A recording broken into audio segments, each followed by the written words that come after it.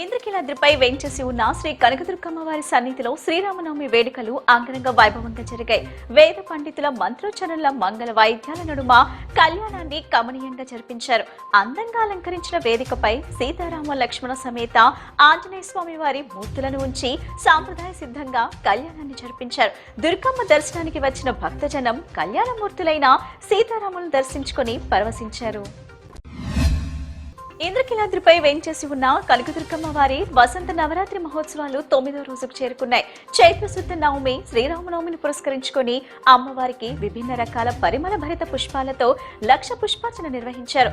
వేద పండితుల మంత్రోచ్చరణల మంగళ వాయిద్యాల నడుమ పుష్పార్చన నేత్రపర్వంగా సాగింది. వసంత నవరాత్రుల్లో భాగంగా రోజుకో రకం పుష్పాలతో అమ్మవారిని అర్చిస్తున్నట్లు దేవస్థానం చైర్మన్ బొర్ర రాధాకృష్ణ వివరించారు. నగరాల సీతారామస్వామి దేవస్థానం ఆధ్వర్యంలో శ్రీరామనవమి వేడుకలు అంగరంగ వైభవంగా జరిగాయి. ఈ వేడుకల్లో భాగంగా సీతారాముల కళ్యాణ మహోత్సవాన్ని కన్నుల పండుగగా నిర్వహించారు. వేద పండితుల మంత్రోచ్చరణల మంగళ వాయిద్యాల నడుమ కళ్యాణం కమనీయంగా సాగింది. 120 ఏళ్ల చరిత్ర గల నగరాల సీతారామస్వామి దేవస్థానం ఆధ్వర్యంలో ఎంతో వైభవంగా కళ్యాణాన్ని నిర్వహించామని దేవస్థానం కమిటీ ప్రతినిధులు వివరించారు.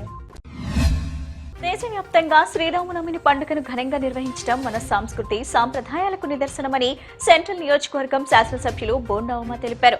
ఆదర్శ పురుషుడైన శ్రీరామచంద్రుని చూపిన మార్గం సమాజానికి మార్గదర్శకమన్నారు. ధర్మం, న్యాయం, సేవాభావం ప్రతి ఒక్కరిలో పెంపొందించాలని ఆయన ఆకాంక్షించారు.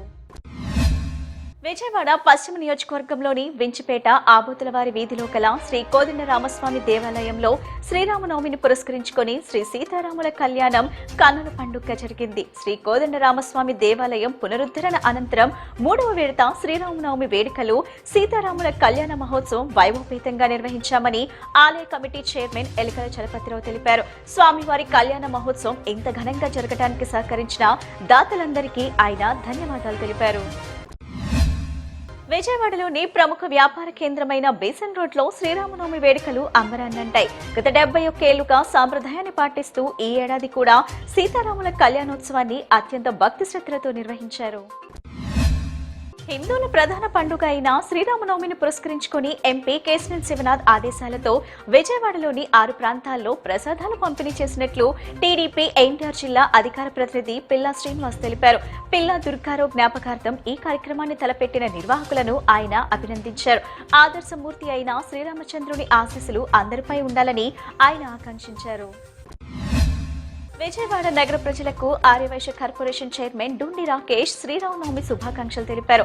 విజయవాడ పశ్చిమ నియోజకవర్గంలోని శ్రీ విఘ్నేశ్వర సీతారామాంజనేయ స్వామి బాబావార్ల దేవస్థానం నందు కన్నుల పండుగగా జరిగిన సీతారాముల కళ్యాణ మహోత్సవంలో ఆయన పాల్గొన్నారు.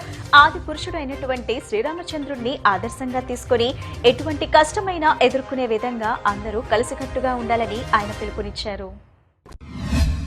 సీతారాముల కళ్యాణ మహోత్సవం లెనిన్ సెంటర్ నాగసాయిబాబా మందిరంలో అంగరంగ వైభవంగా నిర్వహించారు.